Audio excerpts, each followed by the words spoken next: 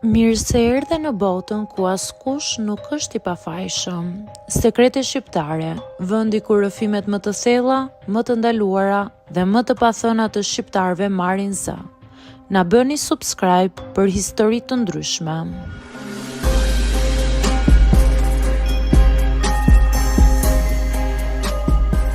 Punoja si dado në Greqi derisa babai i fëmijës u dashurua me mua.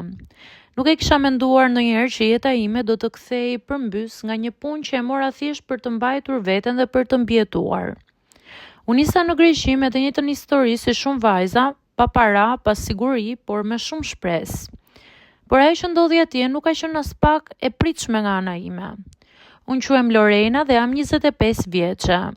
Puna e parë që gjeta në Greqi ishte si dado e një vajze 4 vjeçare të quajtur Eleni. Familja dukej shumë e mirë, mamaja punonte në një butik, ndërsa babai, një burr i qetë, i edukuar, punonte në një firmë ndërtimi. Nuk e kisha idenë që kjo punë do të më fuste në një histori që ende më dridh edhe kur e kujtoj. Në fillim gjithçka ishte normale. Me vajzën u afrova shumë shpejt. I bëja flokët, i gatuaja, e çoja në park, i lexoja prralla. Babai i saj, Nikos, ishte i sjellshëm, por gjithmonë shumë i rezervuar. Nuk më fliste shumë, vetëm falenderonte për çdo gjë që bëja. Por gjithçka ndryshoi një natë. Ishte vonë, vajza ra në gjumë më shpejt se zakonisht. Ula në kuzhinë për të pirë një çaj kur Nikos u ul përballë meje. Nuk e kisha parë kurrë aq të lodhur.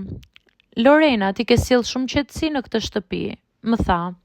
Thjesht po bëj punën time, u përgjigja me një buzëqeshje të sikletshme. Jo, nuk bëhet fjala vetëm për punë, ti ke shpirt të mirë. Aty më ngriu zemra, nuk e prisja dhe nuk doja ta dëgjoja. Vështirësia nisi pikërisht aty. Ai filloi të sillej krejt ndryshe, më sillte kafe, më pyeste si isha, më mbante biseda gjatë, më vështronte me sy që nuk i kisha parë kurrë. Unë përpiqesha ta mbaja distancën profesionale. Isha aty për të punuar dhe jo për të krijuar telashe. Por jeta rrallëherë të pyet se çfarë ti do.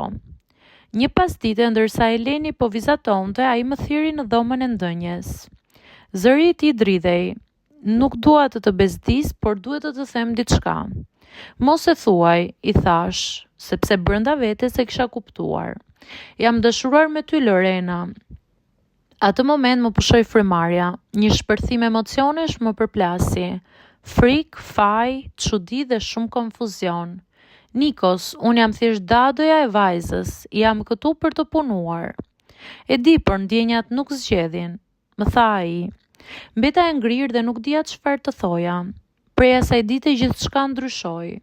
Mamaja e vajzës u bë shumë dyshuese. Më shikonte me sy të ftohtë. Shtëpia ishte plot tension që Eleni e ndjente më shumë se kushdo.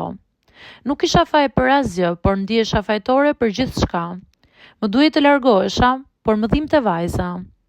Një natë ndërsa po i fshija flokët e Elenit për ta vënë në gjumë, ajo më tha: "Lorena, mos ik. Babai është më i lumtur kur ti je këtu."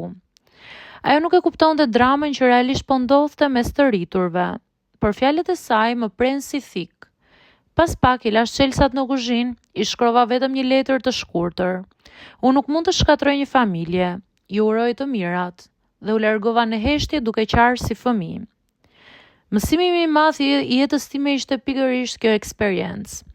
Jashtë në rrugicat e qeta të Athinës ndjeva erën e ftohtë të natës që më godiste fytyrën. Por brenda vetes ndjeja diçka akoma më të ftohtë, dhimbjen e shkëputjes nga Eleni dhe një dashuri që nuk duhej të kishte lindur kurrë. Nuk jam penduar që ika, ndoshta edhe ai e kuptoi një ditë, por ajo histori më mësoi diçka. Kur punon në një shtëpi nuk hyn vetëm në mure, hyn në zemra që ndonjëherë nuk din të ndalojnë, dhe ky është rreziku më i madh.